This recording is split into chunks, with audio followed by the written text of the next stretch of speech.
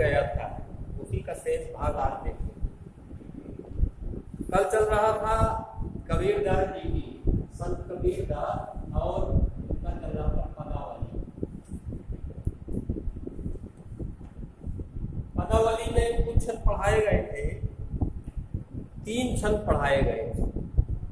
3 छंद के बाद अब ये चौथा छंद देखिए।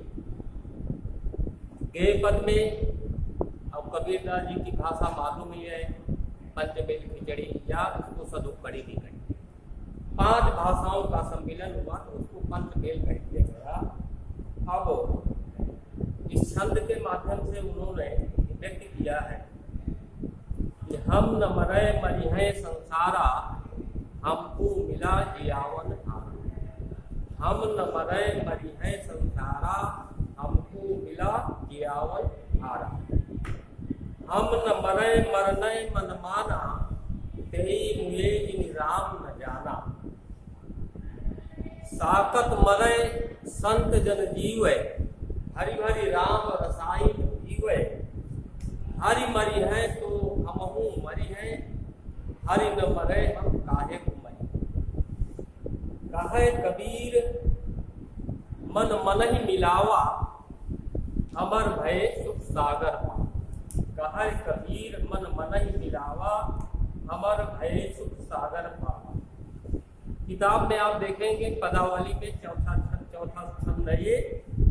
कबीरदास जी कहते हैं हम तो नहीं मरेंगे और संसार के सभी लोग मर जाएंगे, हमारी मृत्यु नहीं होगी। क्यों नहीं मृत्यु होगी? ये संसार तो नश्वर है ना, जीव क्या है?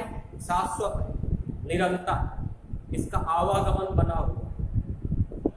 तो जो राम को नहीं जानता है, परमात्मा को नहीं जानता है, उसी की मृत्यु होती है। क्योंकि गीता के माध्यम से बताया गया है कि वासांसी जीर्णानि यथा विहाय, नवानि ग्रहणाति नरो परमे, तथा शरीराणि अन्याति देहि। कहने का मतलब ये है कि जिस प्रकार मनुष्य पुराने फटे वस्त्रों को त्याग करके नए वस्त्रों को धारण कर लेता है, उसी प्रकार ये जीव पुराने शरीर को छोड़ करके नए शरीर को धारण कर लेता है। इसलिए जीवात्मा की कभी मृत्यु नहीं होती। जो नहीं जानते हैं वही रोते चिल्लाते हैं कि अब अमुक व्यक्ति मर गए, क्योंकि ये शरीर जो मिला है ये यहीं से मिला है, ये ऊपर से नहीं मिला। ऊपर से तो केवल परमात्मा का सूक्ष्म भाग, यानी बहुत छोटा सा अंश, ये जीवात्मा जो हमारे अंदर, जिसको हम आत्मा कहते हैं, ये परमात्मा का सूक्ष्म अंश है।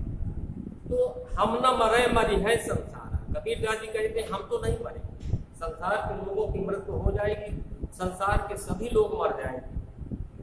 हमको मिला जियावन हारा, हमको एक प्रकार से संजीवनी बूटी मिल गई और जीवित रखने वाला हमको मिल गया है।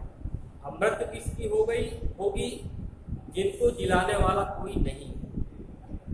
हम न मरे मरने मन माना, अपने मन में हम मान लिया है कि हमारी कभी मृत्यु नहीं होगी, हम कभी नहीं मरेंगे इस संसार में। तेई मुए, मुए माने मरना, जिन राम न जाना। कौन मरेंगे? जो राम को नहीं जानते हैं, जो परमेश्वर को नहीं जानते हैं, उनकी मृत्यु होगी। मैं परमेश्वर को अच्छी तरह से जानता हूँ, राम को अच्छी तरह से जानता हूँ। साकत मरे संत जन जीवे। तो कबीरदास जी संत थे, अब कवि भी थे, इनमें 2 गुण। अन्य कवियों में ऐसा नहीं प्राप्त होता है। तो साकत कहते हैं शक्ति के उपासक, जो शक्ति के उपासक होते हैं उनकी तो मृत्यु होगी। और संत जन, जो संत परमेश्वर पर आधारित है, संत का हृदय होता है, संत हृदय नवनीत समाना। नवनीत कहते हैं माखन, मक्खन जो होता है, बहुत हृदय उनका कोमल होता है ना। तो शक्ति के उपासक जो होंगे उनकी मृत्यु हो जाएगी, संत लोग जीवित रहेंगे। कबीर संत है इसलिए कह रहे हैं भारी भारी राम रसायन पीवे। तो शक्ति के उपासक तो मर जाएंगे, हम संत हैं, हम जीवित रहेंगे और राम रूपी रसायन का, उसका हम रसास्वादन करेंगे, उसका पान करेंगे। क्योंकि जीवित रहेंगे ना। हरि मरी है तो हमहू मरी हैं। अगर उस परमात्मा की मृत्यु होती होगी तो इस जीवात्मा की भी मृत्यु होगी। हमारे अंदर जीवात्मा है, जीवात्मा कभी नष्ट नहीं होता, वो शाश्वत है, जगत नश्वर है।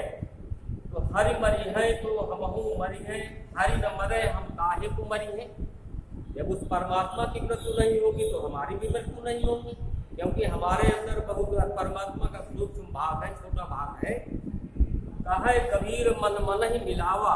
कबीर दास जी कहते हैं इस जीवात्मा को उस परमात्मा में हमने एकीकृत कर दिया है, मिला दिया, जो उससे अलग नहीं हो सकता। अमर भय सुख सागर पावा, इसलिए हम अमर हो गए और अथाह सुख रूपी सागर का हमें, सुख रूपी सागर के में आनंद की अनुभूति होती है। इसके बाद अगला छंद देखें, ये भी उसी भाषा शैली में गे पद में इसमें बताया गया है, ये बहुत इंपॉर्टेंट है, इसको ध्यान से और देखिएगा। काहे नलनी तू कुमिलानी, इसकी दो व्याख्याएं होंगी। नलनी का मतलब कमलनी, कमलनी जानते हैं, उसको कोकाबेली कहते हैं। उसका संबंध होता है चंद्रमा से, कमल का संबंध होता है सूर्य से। चंद्रमा की जब किरणें कोकाबेली यानी कमलनी या नल्ली में पड़ती है तभी वो खिलती है। और कमल का संबंध होता है सूर्य से। जब सूर्य भगवान भास्कर का उदय होता है तो कमल खिलता है, और जब अस्त हो जाता है तो बंद हो जाता है। यही स्थिति कमलनी की। तो दोनों का संबंध अलग अलग है, कमलनी का चंद्रमा से और कमल का भगवान भास्कर से। तो काहेरी नलनी तू कुम्भलानी, तेरे ही नाली सरोवर पानी, जल में उत्पत्ति जल में पास, जल में नलिनी तोर निवास। ना तल तपति न ऊपर याग, तोर हेतु कहु कासन इलाग। कहे कबीर ते उदिक समान, उदिक माने जल, ते नहीं हुए हमारे, हुए माने मरना। तो कबीर दास जी कहते हैं पहले आप कमलनी के पक्ष में सुन लें, इसके बाद जीवात्मा और परमात्मा के संबंध में बताएंगे। दो व्याख्याएं होंगी। काहेरी नलनी तू कुम्भलानी, हे कमलनी या नलनी या कोकाबेली, तुम्हारे मूर्छित होने का या कुम्भलाने का कारण क्या है। तेरे ही नाल सरोवर पानी, जल जलाशय में या सरोवर में जो जल भरा हुआ है वो कमलनी ऊपर होती, उसकी नाल तक जल भरा हुआ, और वो जल में ऊपर का भाग जो है कमलनी जब खिलती है या ऊपर रहती है, जल यहाँ तक रहता है। तो कबीर दास जी कहते हैं तेरी ये नाल तक, जहाँ तक तुम्हारा खिलने का स्थान है वहाँ के नीचे तक जल भरा हुआ है, तो तुम्हारे मूर्छित होने का कारण क्या है। जल में उत्पत्ति जल में वास, जल से ही तुम पैदा हुई हो, जल में ही वास है तुम्हारा, रहती हो। ना तल तप, जल में नलनी तोर निवास, वास भी है, निवास स्थान भी आपका जल में है। ना तल तपति न ऊपर या, न नीचे कोई तपन महसूस हो रही है, न ऊपर कोई आग जल रही है, तो तुम्हारे मूर्छित होने का कारण क्या है। तोर हेतु कहु कासा नीलाग, तो कौन सा ऐसा कारण है, किसकी कुदृष्टि पड़ रही है, किसके प्रभाव से तुम कुम्भलाई हुई हो। तुमको कुम्भलाना नहीं चाहिए। कहा है कबीर जे उदिक समान, कबीर दास जी कहते हैं जिसका जन्म और जो रहती है निवास स्थान जल में ही है, वो जल के समान है, जलवत है, तो ते नहीं हुए हमारे जान, तो उसको मरना नहीं चाहिए, उसको कुम्भलाना नहीं चाहिए। ये तो था इस छंद के माध्यम से कमलनी के पक्ष में।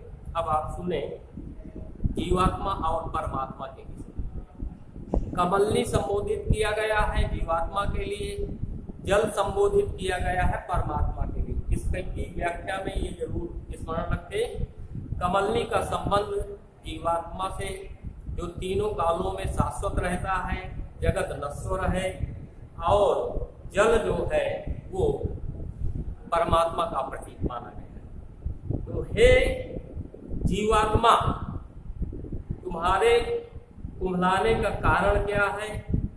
तुम परमात्मा परमात्मा तो तुम्हारे चारों तरफ है, गर्दन तक यहाँ तक परमात्मा है।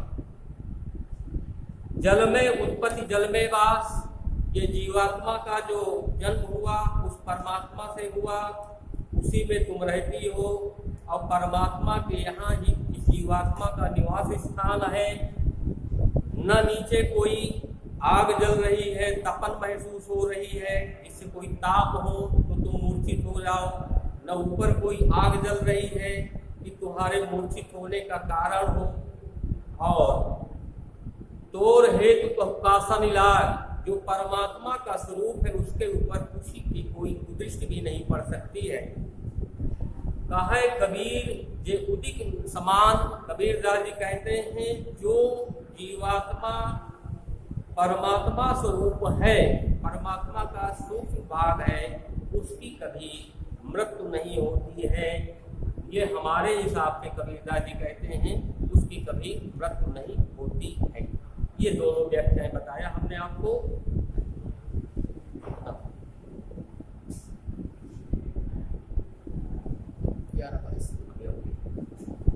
अब इसके विषय में आपके प्रश्न कैसे आएंगे,